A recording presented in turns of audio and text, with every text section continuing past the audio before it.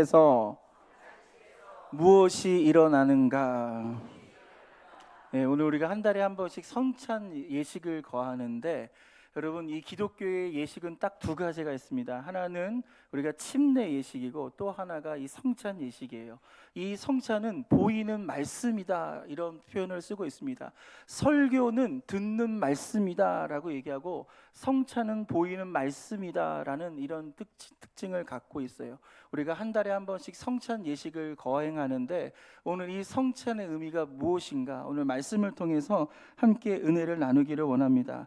인도의 한 재벌 자녀의 결혼식이 있었습니다. 이 결혼식을 준비한 데서는요, 지상 최대의 만찬이 준비된 결혼식이라고 대서특필을 하고 광고를 했어요. 그래서 여기 세계적으로 유명한 셀럽들, 그리고 유명한 부자들, 전 세계 수많은 사람들을 초청해서 아주 성대한 그런 결혼식을 준비했습니다. 이때 미국에서 아주 유명한 가수 하나를 초청했는데, 그 초청 비용이 얼마냐면 노래 딱 한 곡 부르는데 여러분 100억 이상을 준 거예요.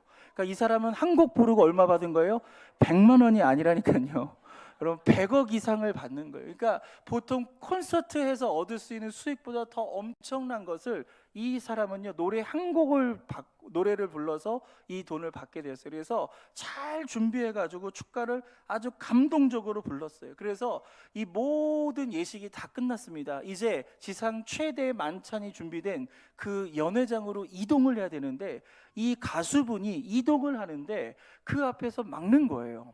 아니, 왜 막냐 그랬더니 당신은 명단에 없다는 거예요. 이 리스트 명단에 있는 사람만 이 연회장으로 들어갈 수 있는데 당신은 명단에 없다라는 거예요. 그러니까 이분은 누구예요? 가수예요. 지금 축가를 부른 사람이에요. 그래서 얘기합니다. 나는 오늘 이 결혼식에서 축가를 부른 사람입니다. 그러니까 그 앞에서 맡고 있는 사람이 그래요. 나는 당신을 너무나 잘 알고 있습니다. 하지만 문제는 당신의 이름이 이 명단에 없습니다.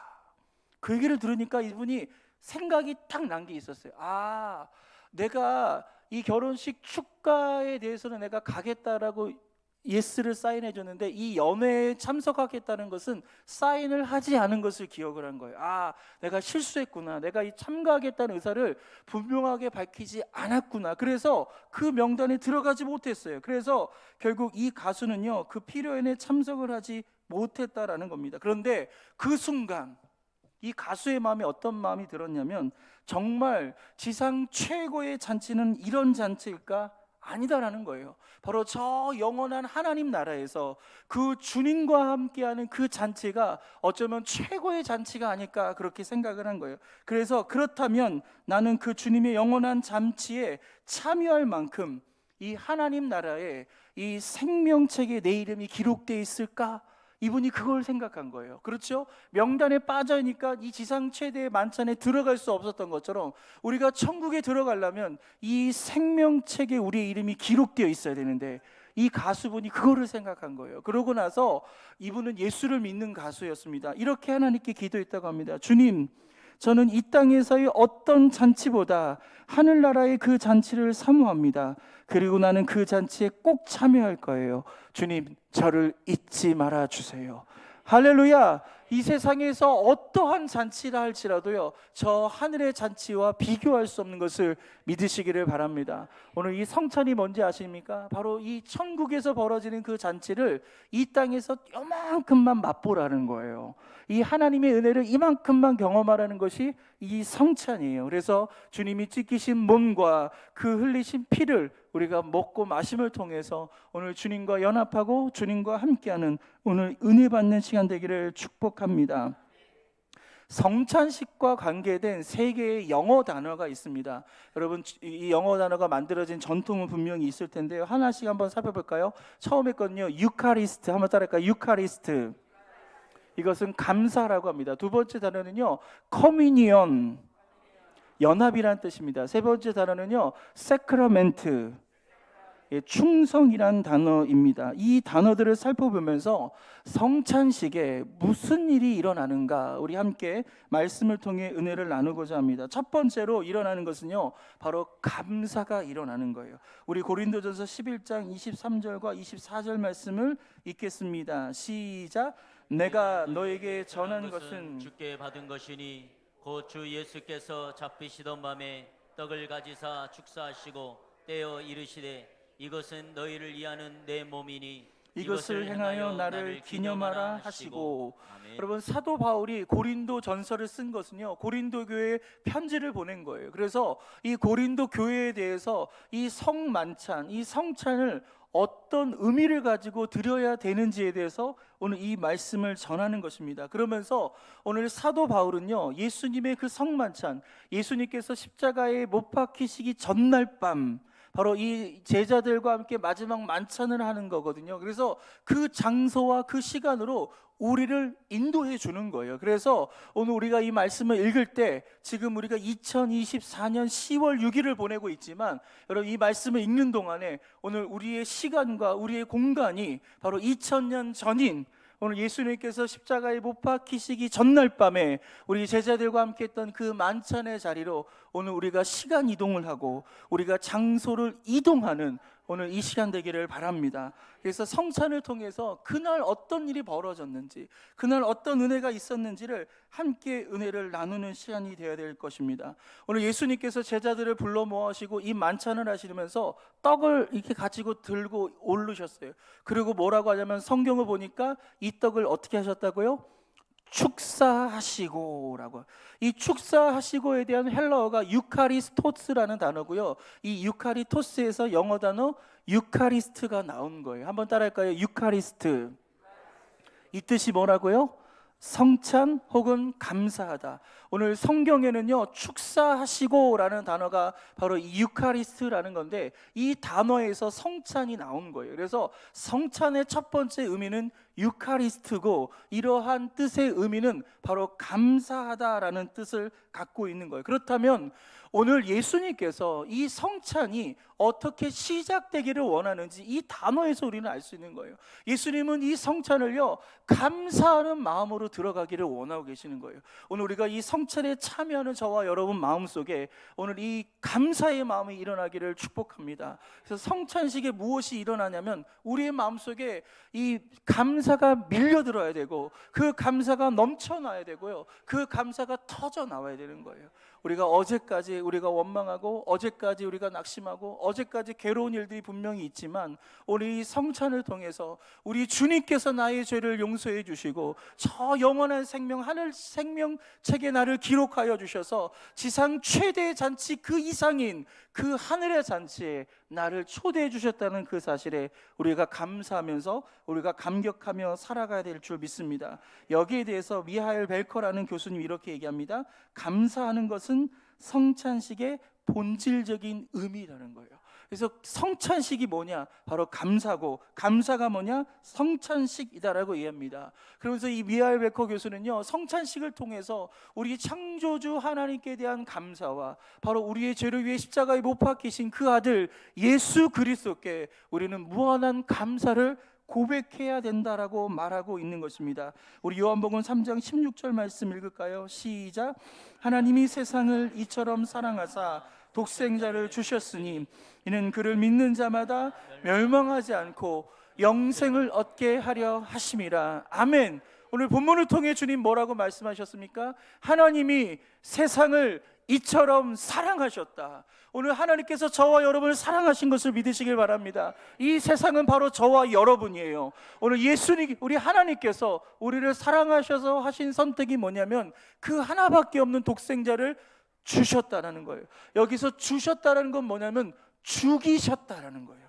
왜냐하면 우리는 죄와 형벌로 말미암아 우리가 죽을 수밖에 없는 운명이었는데, 우리 대신에 누구를 죽인 거예요? 예수님을 죽인 거예요. 그래서 하나님은 그 예수님을 우리에게 주셔서 그 십자가에 못 박혀 죽으셔서 우리 대신에 예수님은 죽임을 당하셨다는 거예요. 이러한 선물을 주신 하나님께 우리는 감사해야 될 줄 믿습니다. 또 우리는 예수님께 감사해야 돼요. 예수님이 죽으시길 때 어떻게 죽으셨죠? 십자가에 못 박혀 죽으셨어요. 온갖 모욕을 당하시고 수치를 당하신 다음에 6시간 동안 고통의 시간을 가지셨어요. 여러분, 십자가 처형이 왜 무지막지한지 아십니까? 왜 무서운지 아십니까? 이 십자가 처형은요, 인간이 느낄 수 있는 모든 고통을 다 느끼고 그 다음에 죽는 이런 처형 방법이에요. 그러니까 여러분 총살은 뭐예요? 한번 딱 맞으면 하고 그냥 죽는 거란 말이에요.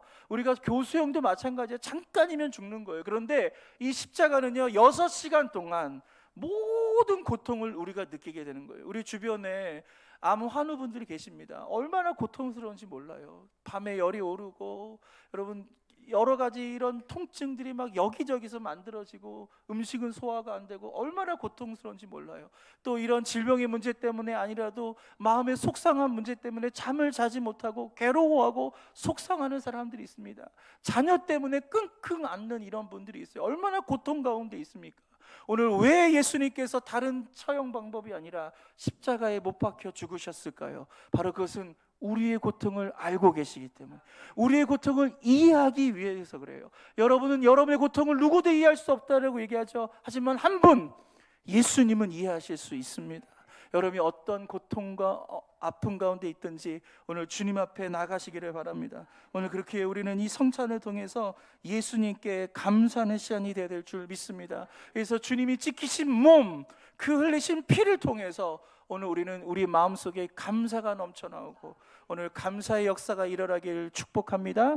두 번째로 오늘 이 성찬식에서 무슨 일이 일어날까요? 그것은 바로 평화가 일어난다는 거예요.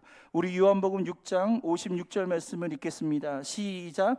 내 살을 먹고 내 피를 마시는 자는 내 안에 거하고 나도 그의 안에 거하나니. 아멘. 한 달에 한 번씩 성찬 예식을 할 때 제가 성찬식 바로 직전에 성경 구절 말씀을 읽습니다.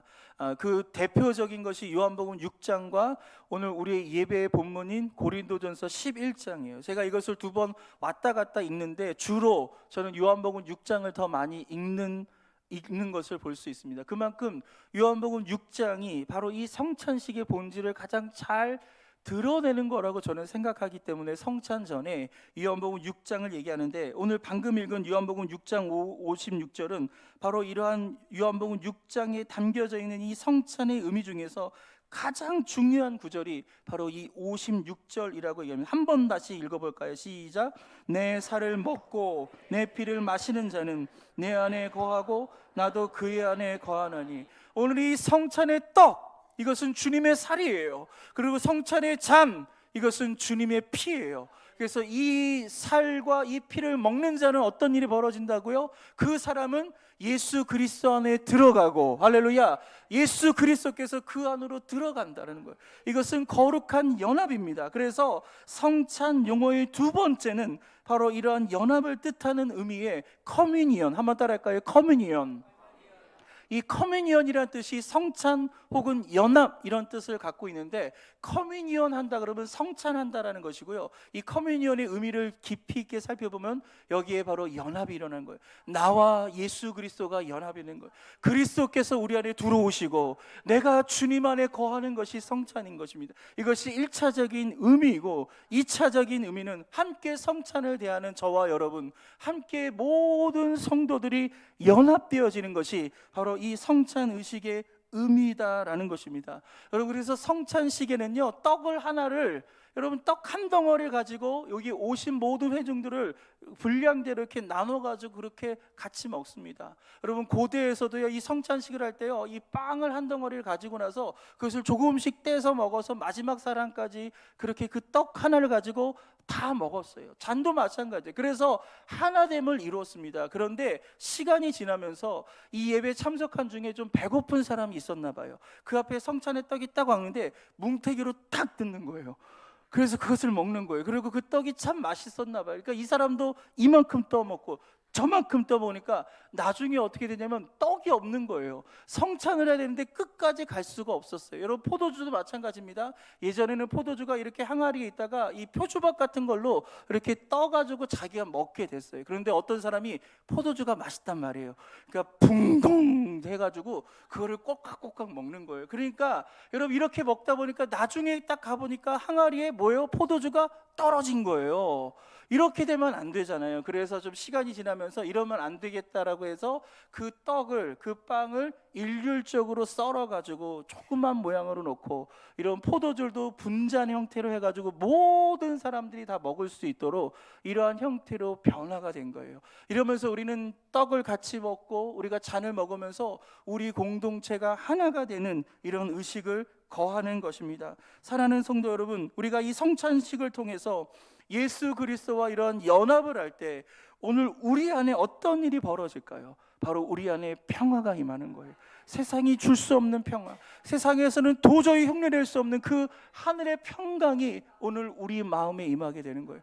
우리 앞에는 막 파도가 쳐요, 풍랑이 불어요, 문제가 다가옵니다, 여러 가지로 어려워요. 그런데 주님이 우리 안에 딱 들어오면, 우리가 주님과 연합하면 우리는 거뜬하는 거예요.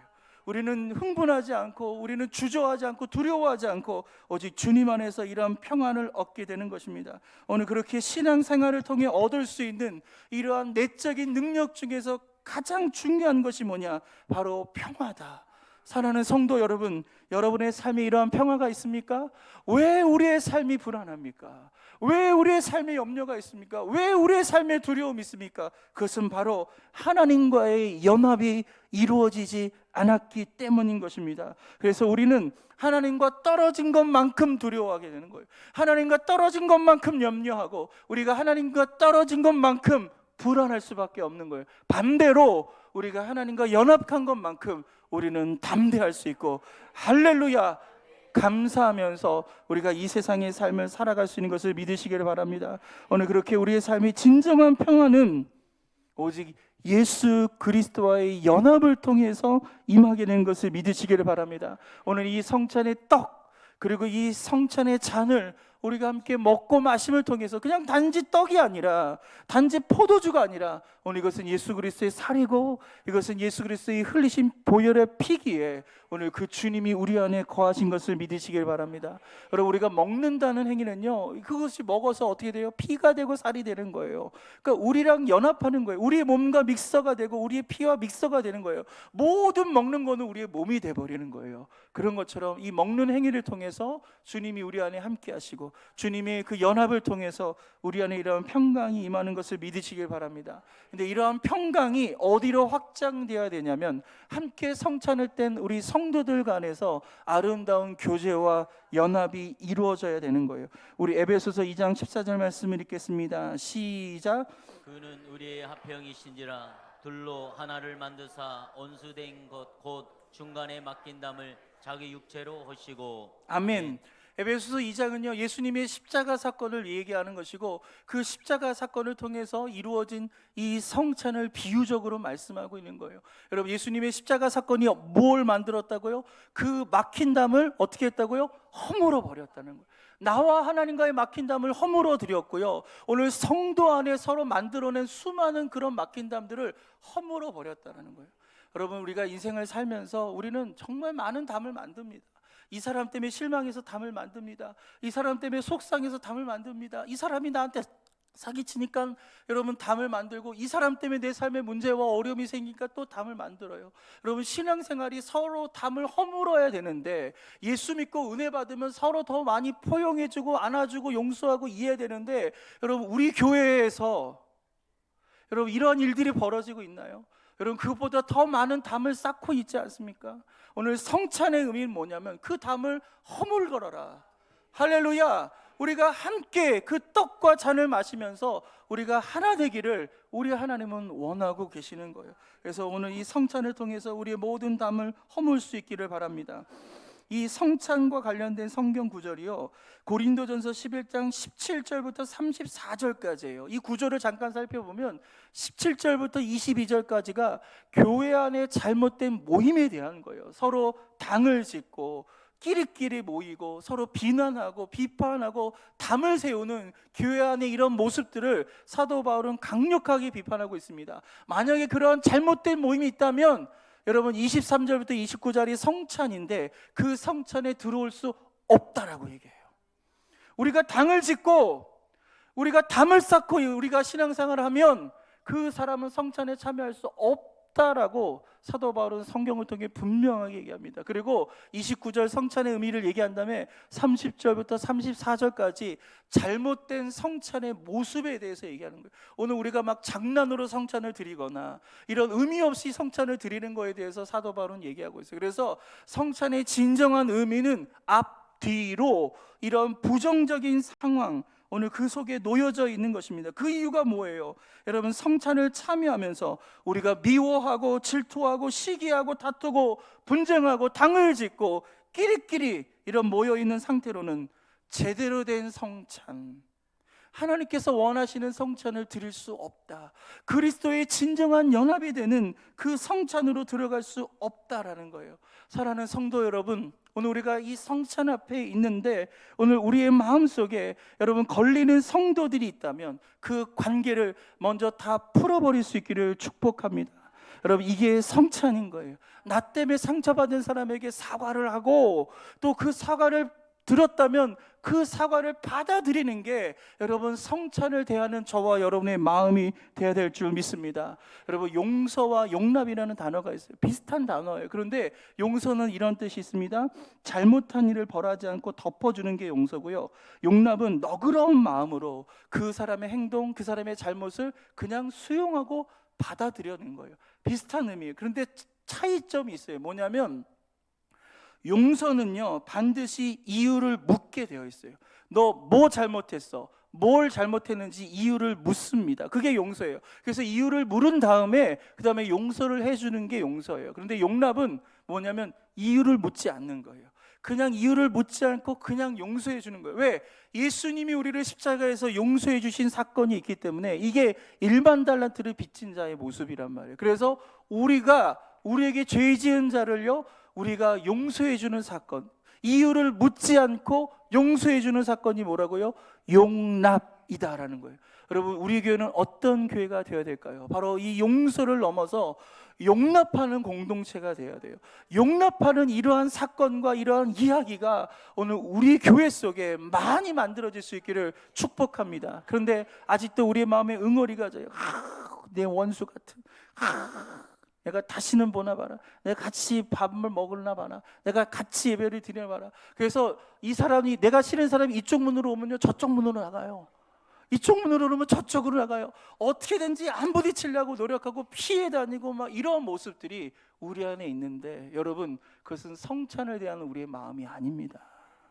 오늘 이 성찬식 앞에서 오늘 우리의 담을 허물어 버립시다.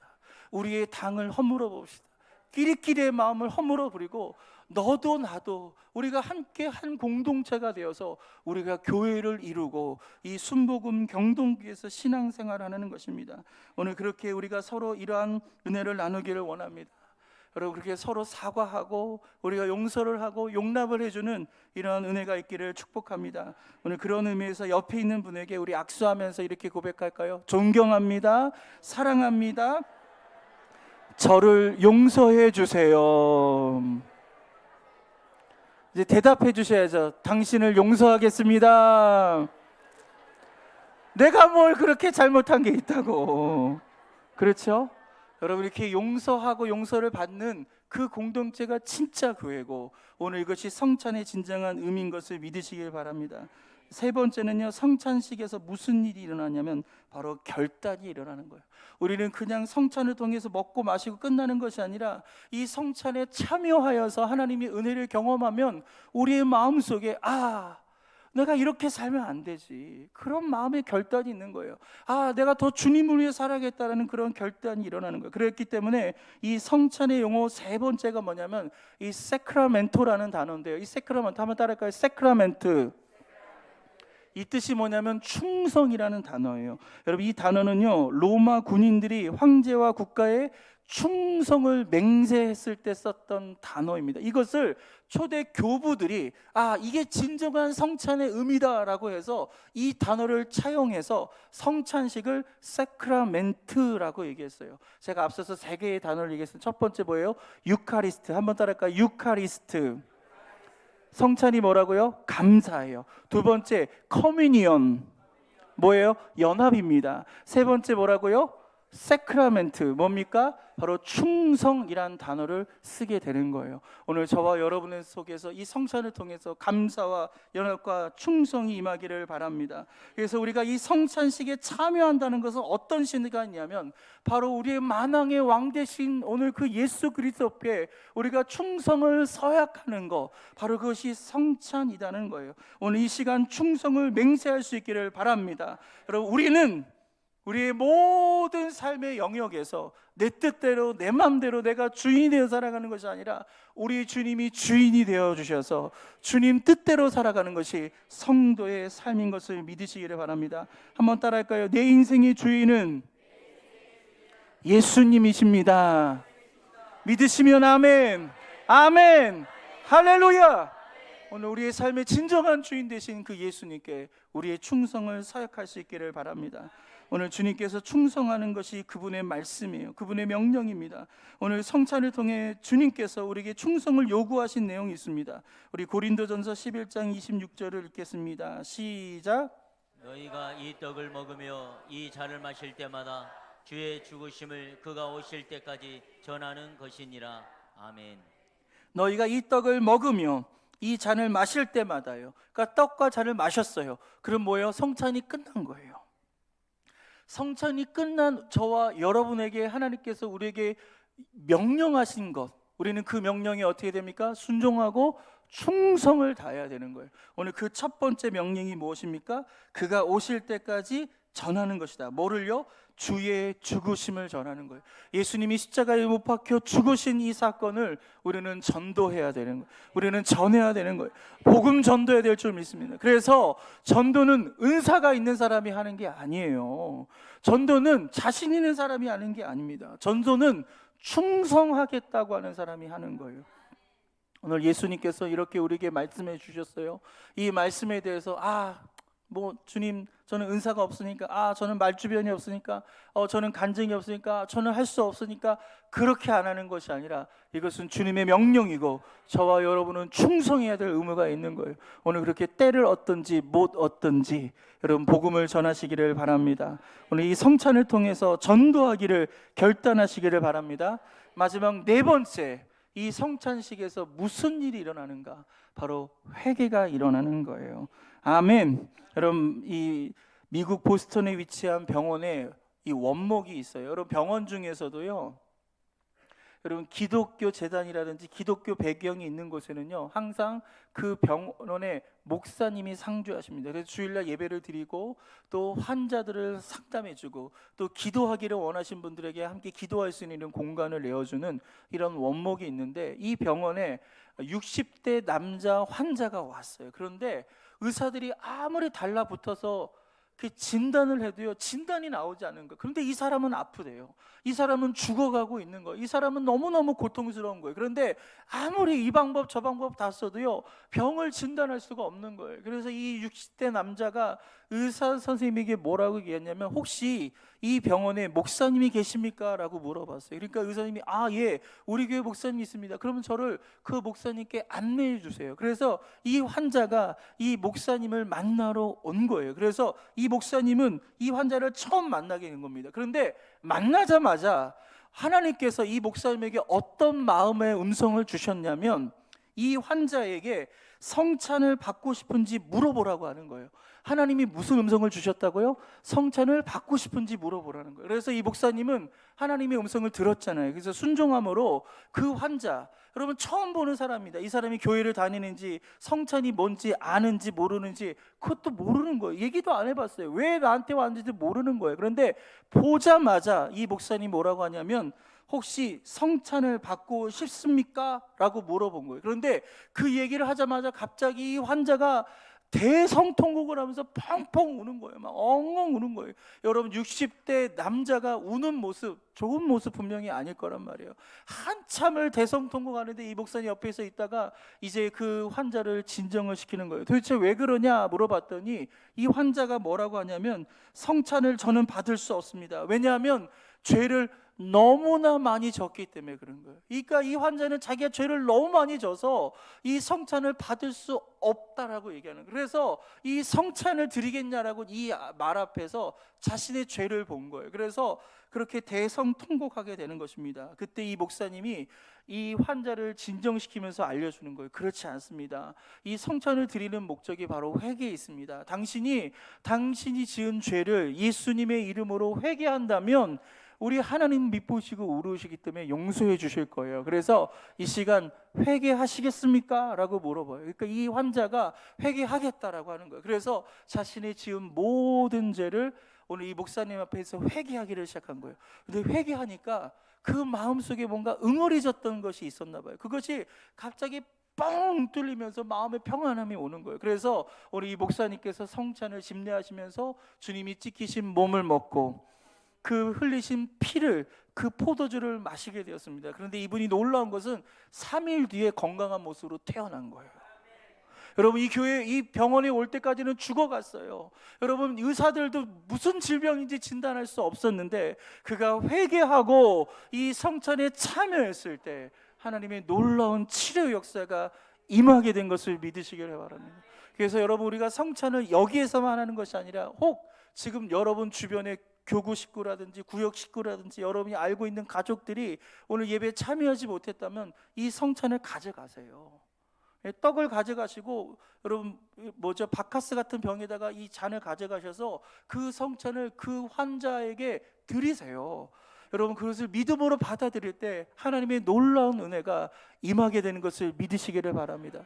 여러분, 성찬식에 무슨 일이 일어납니까? 바로 회개가 터져 나오는 거예요. 내 죄를 발견하는 거예요. 내 죄 때문에 예수님이 이렇게 몸을 지키셔야 됐고 내 죄 때문에 예수님이 피를 흘리셨다는 오늘 그 사건을 우리가 받아들이면서 우리가 회개하는 것입니다. 우리 고린도전서 11장 28절 말씀을 읽겠습니다. 시작.